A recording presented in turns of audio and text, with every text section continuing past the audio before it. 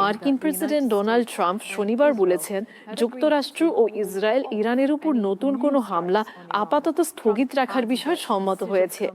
Trump আরও বলেন, এই সিদ্ধান্ত এসেছে কারণ ওয়াশিংটন চায় মাসব্যাপী চলা সংঘাতের দ্রুত সমাধানের জন্য একটি চুক্তি হোক। প্রেসিডেন্ট ট্রাম্প বলেন, মধ্যপ্রাচ্যের অন্যান্য দেশের অনুরোধে তিনি হামলা স্থগিত রাখতে সম্মত হয়েছেন।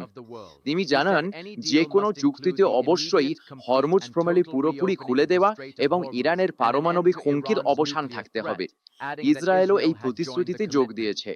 এই বিরতি ঠিক তখনই এলো যখন সিবিএস নিউজ জানায়, যুক্তরাষ্ট্র ও ইসরায়েল সপ্তাহান্তে তেল শোধনাগার ও বিদ্যুৎ কেন্দ্রে যৌথ হামলার পরিকল্পনায় ছিল। ট্রাম্প হামলা স্থগিতের আগেই ইরান পাল্টা জবাবে প্রস্তুত থাকার ইঙ্গিত দেয়। পররাষ্ট্রমন্ত্রী আব্বাস আরাগচি, পাকিস্তানের ফিল্ড মার্শাল আসিম মনির এবং তুরস্কের পররাষ্ট্রমন্ত্রী হাকান ফিদানকে জানান, তেহরান যে কোনো আগ্রাসনের জবাবে কঠোর প্রতিক্রিয়া দেখাবে। তিনি আরও জানান, সৌদি আরবের পররাষ্ট্রমন্ত্রী ফয়সাল বিন ফারহানকে যুক্তরাষ্ট্রের কোনো হামলা বা এতে আঞ্চলিক অংশগ্রহণ হলে তার উপযুক্ত জবাব দেওয়া হবে।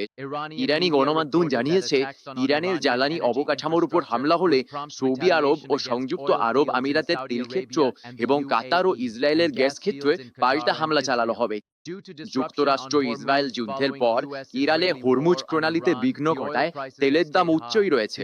ব্রিটিশ মেরিটাইম এজেন্সি ওমান উপকূলে দুটি ঘটনার কথা জানায়, যেখানে একটি ট্যাঙ্কার অজালা ক্ষেপণাস্ত্রে আক্রান্ত হয়।